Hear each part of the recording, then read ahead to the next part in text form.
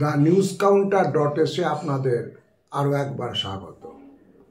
আজকে আমাদের বুলেটিনে দেউচা পাচামি প্রসঙ্গ।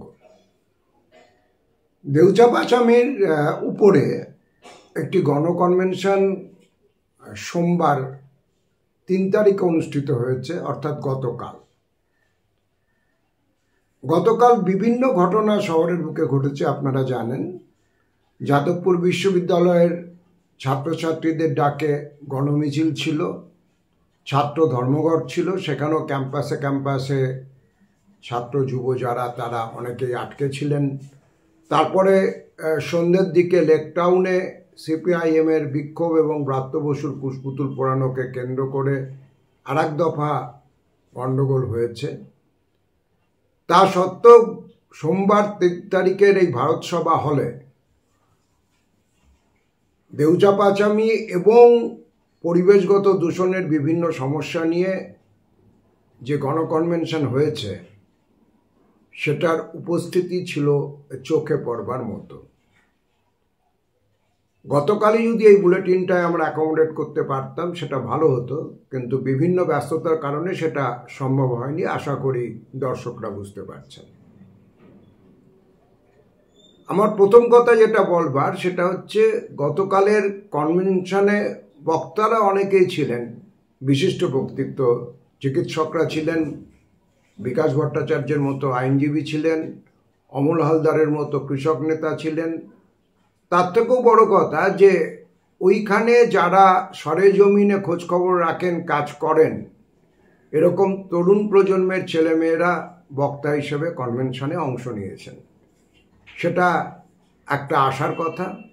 দ্বিতীয় যে বিষয়টা আমি অবশ্যই উল্লেখ করব, শ্রোতাদের মধ্যে অনেক জুটমিল শ্রমিকরা এসেছিলেন যারা নিজেরাও এই পেশাগত বিভিন্ন অকুপেশনাল হ্যাজার্ডস এবং দূষণের শিকার।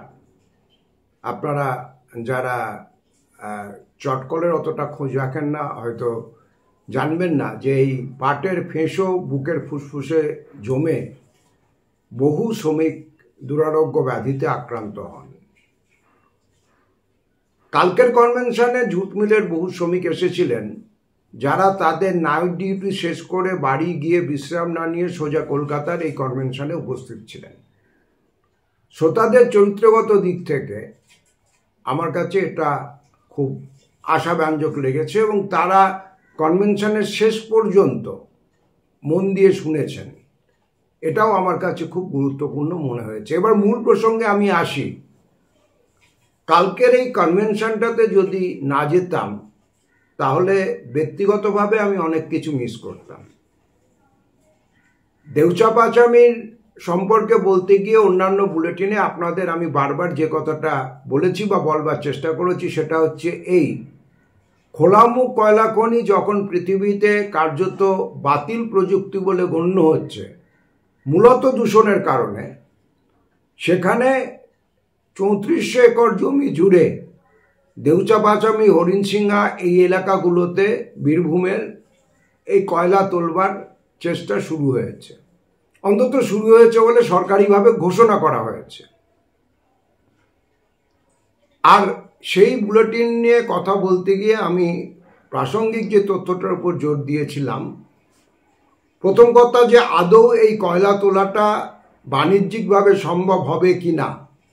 কারণ জিওলজিক্যাল সার্ভে কেন্দ্রীয় সরকারকে তাদের আভ্যন্তরীণ সমীক্ষা ইতিমধ্যেই জানিয়ে দিয়েছে যে এইটা বাণিজ্যিকভাবে লাভজনক হবে না। যে কারণে খেয়াল করলে দেখবেন কেন্দ্রীয় সরকার এই প্রকল্প থেকে হাত গুটিয়ে নিয়েছে। সাধারণত কয়লা ব্লক বা কয়লা খনি যেখানে পাওয়া যায় কেন্দ্রীয় সরকার প্রতিটা নিজেরা চালান। আপনারা যেমন জানেন যে ইসিএল কয়লা কর্তৃপক্ষ, এটা কেন্দ্রীয় সরকার চালায়, বড় কয়লা বেল্ট। কিন্তু এখানে কেন্দ্রীয় সরকার কোনো নাক গলাচ্ছে না, উৎসাহ দেখাচ্ছে না। বেসরকারি সংস্থা অনেকে প্রথম দিকে খুব হইচই করে উৎসাহ দেখিয়েছিল, বড় ব্র্যান্ড যেগুলো, এখন তাদের কারুর নাম শোনা যাচ্ছে না। শেষ পর্যন্ত পাওয়ার ডেভেলপমেন্ট কর্পোরেশনকে দায়িত্ব দেওয়া হয়েছে এবং কয়েকশো মিটার ব্যাসাল্ট পাথর সেটা খুঁড়ে তোলবার পর তবে কয়লা স্তরে পাওয়া যাবে। তাহলে তার জন্য আমরা ২১,০০০ লোককে উচ্ছেদ করব কিনা 12টা গ্রামকে উচ্ছেদ করব কিনা এবং সামগ্রিকভাবে পরিবেশের বিষয়টা কি হবে এটা নিয়ে আমি অন্যান্য বুলেটিনে বারবার আলোচনা করেছি এবং বলেছি যে সরকারের তৈরি করা আইন ইম্প্যাক্ট অ্যাসেসমেন্ট অ্যাক্ট, যেটা বড় কয়লা খনি এলাকাগুলো করতে গেলে যেটা দরকার, সেটাকে বাইপাস করবার জন্য মমতা ব্যানার্জি সরকার ছোট ছোট বিভিন্ন প্রজেক্ট, অসংখ্য পকেট প্রজেক্ট বানিয়ে ওই আইনটাকে এড়িয়ে যেতে চাইছেন। যেমন ওই মাঝরাতে ভূমি পুজো করে যে প্রচুর ঢাকঢোল পিটিয়ে বলা হলো দেউচা-পাচামিতে কাজ শুরু হয়ে গেছে, সেখানে মাত্র 12 একর জমি নিয়ে প্রকল্প শুরু হয়েছে। 3400 একর জমি টোটাল প্রকল্প ওদের ঘোষণা অনুযায়ী, সেখানে 12 একর জমি নিয়ে কাজ শুরু করা হচ্ছে। কারণটা আর কিছুই না, যে ছোট ছোট প্রজেক্ট দেখালে পারে ওই আইনটাকে বাইপাস করা যাবে, যে আইনে স্থানীয় গ্রামসভা ডেকে মানুষের কনসেন্ট নিতে হবে। যেমন কোনো বড় টেন্ডারের আইন বাইপাস করার জন্য ছোট ছোট অঙ্কের টেন্ডার ডাকা হয়, আসলে একটাই কাজ হচ্ছে, এটাও সেরকম ব্যাপার। তো মানুষের সঙ্গে প্রতারণা কি কারণে? সরকারটা তো মানুষের সরকার, মানুষের যে মূল শর্ত for the people, of the people, by the people, সেটা বেসিক প্রিন্সিপালই কিন্তু এখানে লঙ্ঘিত হয়ে যাচ্ছে। তো সেসব কথা নিয়ে আমি নতুন করে আলোচনা করব না, যারা উৎসাহী আমার পুরনো দেউচা-পাচামির বুলেটিনগুলো দেখে নেবেন। এখানে বৃহত্তর একটা ইকোলজিক্যাল হলোকাস্টের সম্ভাবনার কথা আমি এই কনভেনশনে গিয়ে যেটা বিশদে শুনলাম, আগে টুকরো টুকরোভাবে কানে আসছিল।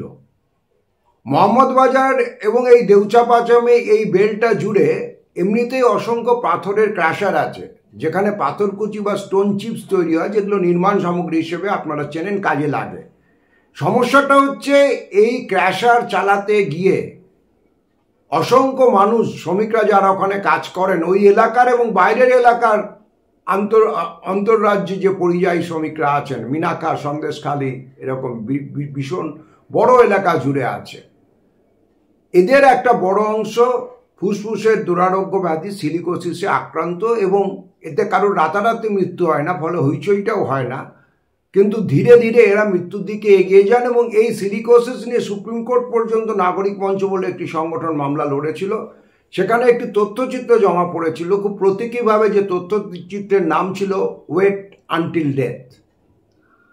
এখন এমনিতেই পাথর খনির ধাক্কায় ওখানে যে পরিবেশ কর্মীরা কাজ করছেন, সাধারণ লোকজন কাজ করছেন, জুই বলে একটি বাচ্চা মেয়ে বলছিলেন, মেয়েটি গত বেশ কিছুদিন ধরে প্রায় 2 বছর হয়ে গেল ওখানে যাতায়াত করছে, যে ওখানকার কোনো গাছের পাতা সবুজ নেই, রাস্তাগুলোর রং পুরো বদলে গেছে পাথরকুচির ধুলোতে, এবং সিলিকোসিসের সমস্যা ওখানে দীর্ঘদিনের সমস্যা। ডাক্তাররা সিলিকোসিস বলে আইডেন্টিফাই করতে চান না, হাসপাতালে নিয়ে গেলে টিবির ওষুধ লিখে দেন, কিন্তু ওটা টিউবারকিউলোসিস নয়, ওটা সিলিকোসিস। এছাড়াও আনুষঙ্গিক অনেকগুলো জটিলতা রয়েছে, যেটা মানুষকে ধীরে ধীরে মৃত্যুর দিকে ঠেলে দেয়। বহু লড়াইয়ের পর সুপ্রিম কোর্ট থেকে ক্ষতিপূরণের একটা নির্দেশ এসেছে। যারা ঝাড়খণ্ড বাংলা সীমান্তে কাজ করেন, সমিত কররা আছেন পুরনো রাজনৈতিক কর্মী, তারা এটা নিয়ে দীর্ঘদিন লড়াই করছেন। তো বিষয়টা হচ্ছে যে যদি এই পাথরকুচি সমস্যা যেখানে ইতিমধ্যে রয়েছে, সেখানে যদি খোলামুখ কয়লা খনি শুরু হয়, তাহলে মানুষের এই শ্বাসকষ্ট এবং দূষণজনিত সমস্যা আরও অনেক বেশি বেড়ে যাবে। এটা একটা দিক যেটা অ্যাড্রেস করা উচিত, এবং মনে রাখতে হবে যে এই সমস্যাটা কেবলমাত্র ওখানকার মানুষের সমস্যা হবে না। যারা কাজ করতে যাবেন এই ধরনের ওপেন কাস্ট কয়লা খনিতে, আমি আবারও বলছি, এই প্রযুক্তি গোটা পৃথিবী জুড়ে বাতিল হয়ে যাচ্ছে, সেখানে আমরা নতুন করে ইন্ট্রোডিউস করছি, সেখানে সেই শ্রমিকদেরও তিনি যেখানকারই হোক, কিন্তু একই সমস্যা হবে। এবং গোটা জায়গাটার যে পরিবেশগত জায়গা, সেইটা কিন্তু একটা বিপর্যয়ের দিকে এগোবে। এবং আপনারা মনে রাখবেন যে ওই পরিবেশগত ক্ষয় বা ক্ষতি যেটা হবে, সেটা কেবলমাত্র ওখানকার মানুষের জন্য হবে তা নয়, এটা আমাদের বাংলার গোটা বাস্তুতন্ত্র এবং জীববৈচিত্র্যের দিকে বিপর্যয়ের দিকে ঠেলবে। যেমন এখন পূর্ব মধ্য ভারতে যে হাসদেও প্রজেক্ট হচ্ছে, সেখানে জঙ্গল কাটার কথা চলছে, এই জঙ্গল যদি কাটা হয় ওখানে, তাহলে মহানদী ওখানে শুকিয়ে যাবে। মহানদীর অন্যতম জলের উৎস হচ্ছে এই হাসদৌ নদী এবং তার নদী তীরবর্তী জঙ্গল। জঙ্গল কাটলে নদী শুকোবে, নদী শুকোলে পারে হাসদৌ শুকোলে ওখানকার মহানদী শুকোবে, এটা তো স্বাভাবিক ব্যাপার। এবং ওইখানকার যদি পূর্ব মধ্য ভারতের জঙ্গল, সেটা যদি ওখানকার ফুসফুস আমাদের মধ্য ভারতে, সেটা যদি বিপর্যয়ের মধ্যে পড়ে, তাহলে আলটিমেটলি আমাদের গোটা ভারতবর্ষ, মধ্য পূর্ব ভারত এবং মধ্য ভারতের কিন্তু বিপর্যয়ের দিকে এগোবে। এটাও এরকম একটা ব্যাপার যে ওখানকার পরিবেশগত বিপর্যয় যে খালি ওখানকার বিপর্যয়ের মধ্যে আটকে থাকবে, ব্যাপারটা কিন্তু সেরকম নয়। আর এই পরিবেশের ব্যাপারটা সম্পর্কে এই কনভেনশনে যে কথাগুলো শুনলাম, সাধারণত একাডেমিকের যে ধরনের আলোচনা হয় তার বাইরে কিছু তথ্য ভেসে এলো। কৃষক আন্দোলনের পুরনো নেতা অমল হালদার বলতে গিয়ে বললেন যে যদি সব জায়গায় পরিবেশ ধ্বংস হয়, তাহলে জীববৈচিত্র্য ধ্বংস হলে কী ধরনের প্রভাব পড়ে। আমরা হাতি কেন লোকালয়ে চলে আসছে, আমরা সবাই যেমন জেনে গেছি যে জঙ্গলে খাবার থাকছে না, পারিপার্শ্বিক পরিবেশে প্রতিসঙ্গে খাবার নেই বলে হাতি লোকালয়ে ঢুকছে। অমল হালদার বলতে গিয়ে একটা অন্য কথা শোনালেন, সেটা হচ্ছে উত্তরবঙ্গ জুড়ে প্রচুর পাখি ঝাঁকে ঝাঁকে ধান পাকার সময় ধান খেতে এসে হাজির হচ্ছে। আগে এরকম পঙ্গপালের মতো হাজারে হাজারে পাখিরা আসতো না, টিয়া পাখি অন্যান্য পাখি এসে চলে আসছে। কৃষকেরা যখন একটা পটকা ফাটিয়ে সেই পাখিদের তাড়িয়ে দেওয়ার চেষ্টা করছেন, দেখা যাচ্ছে সেই পাখিরা, আপনারা চিন্তা করে ধরুন, শয়ে শয়ে পাখি, হাজারে হাজারে পাখি দফায় দফায় তারা যখন উঠছে, প্রত্যেকে ধান ঠোঁটে করে নিয়ে উড়ে যাচ্ছে, গোটা ফসল শেষ হওয়ার মুখে। দায়ী কিন্তু আমরাই, কারণ আমরা নির্বিচারে উত্তরবঙ্গে এত জঙ্গল ধ্বংস করেছি। ওখানকার পশু পাখির কথা ছেড়ে দিন, সামান্য যে পাখি, আমরা কথায় বলি পাখির আহার, তাদের সেই আহারটুকু পর্যন্ত ন্যাচারাল রিসোর্স থেকে আর জোগাড় করা সম্ভব হচ্ছে না, ধান খেতে এসে হানা দিতে হচ্ছে। কৃষকের মাথায় হাত। এই প্রক্রিয়াটা এত নিঃশব্দে ক্ষেতকে নিঃশেষ করছে যে আপনি কোনো শস্য বিমাও পাবেন না, প্রমাণ করতে পারবেন না বিমা কোম্পানির কাছে যে পাখি এসে ধান চুরি করে নিয়ে গেছে। এই কথাগুলো আমাদের বলবার মতো লোক নেই, মানুষের ভাববার মতো অবকাশ নেই। যারা বিজ্ঞানকর্মী, বুদ্ধিজীবী, বলার কথা, যে কজন ব্যতিক্রমী মানুষ বলবার চেষ্টা করছেন, তাদের দমিয়ে দেওয়ার, চুপ করিয়ে দেওয়ার জন্য চেষ্টা প্রবলতর। ওই দেউচাপাচামি অঞ্চল থেকে যারা এসেছিলেন তারা বলছিলেন কিভাবে টাকার জোরে, প্রলোভনের জোরে, চাকরি দেওয়ার লোভ দেখিয়ে জেলা শাসক, বিডিও, ওখানে কোন একজন সাংসদ আছেন, আর তৃণমূল করছেন, হালে রাজ্যসভায় গিয়েছেন সমীরুল, তারা ব্যক্তিগতভাবে প্রচার করছেন দেউচাপাচামির পক্ষে। কিন্তু যে বেসিক প্রশ্নগুলো মানুষ তুলছেন, যে আমাদের থাকার জায়গা, আমাদের বাপ ঠাকুরদার জহরথান, আমাদের পুজো করবার জায়গা, আমাদের সমাধি দেওয়ার জায়গা, সমস্ত কিছু তো এইটার মধ্যে পড়ে গেছে। তাহলে পারে আপনারা ওপেন কাস্ট পদ্ধতিতে যে কয়লা তোলা আদৌ শেষ পর্যন্ত বাণিজ্য সফল হবে কিনা তার সম্ভাবনা নেই বলে নিরপেক্ষ বিজ্ঞানীরা, ভূবিজ্ঞানী জানাচ্ছেন। আপনারা মানুষের সঙ্গে লুকোচুরি খেলে মাঝরাতে ভিত পুজো করে এই প্রকল্পটা করতে চাইছেন কেন? এত প্রবল রাষ্ট্রশক্তির বিরুদ্ধেও ওখানকার মানুষ, আশেপাশের মানুষ, সচেতন মানুষ দেউচাপাচামির এই প্রকল্পটাকে প্রতিরোধ করতে চাইছেন যুক্তির উপর দাঁড়িয়ে, বৈজ্ঞানিক চিন্তার উপর দাঁড়িয়ে। আটকানোর জন্য আটকানো, কোনো কিছু চেষ্টা করলেই তাতে আটকাতে হবে, এই যে নেতিবাচক প্রচারটা চলছে তার উপর দাঁড়িয়ে নয়, বাস্তব যে ভয়ঙ্কর তার উপর দাঁড়িয়ে তারা কথা বলবার চেষ্টা করছেন। তারই সূত্র ধরে বিভিন্ন কেন্দ্রীয় ট্রেড ইউনিয়ন, সিটু, এআইসিসিটিউ, আইএফটিউ, এনআইটিউ এবং আরও অনেকগুলি সংগঠন, টিউসিসি, তারা এই কনভেনশনের ডাক দিয়েছিলেন। সামগ্রিক একটা রাজনৈতিক অস্থিরতার মধ্যেও এই কনভেনশন অত্যন্ত তাৎপর্যপূর্ণ কনভেনশন এটা হয়েছে। কোনো কোনো বড় মাধ্যমে দু চার লাইন খবরও বেরিয়েছে দেখলাম, কিন্তু সেটা পর্যাপ্ত নয়।